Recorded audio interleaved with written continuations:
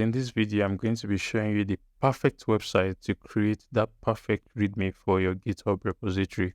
So quickly head over to readme.so and click on Get Started.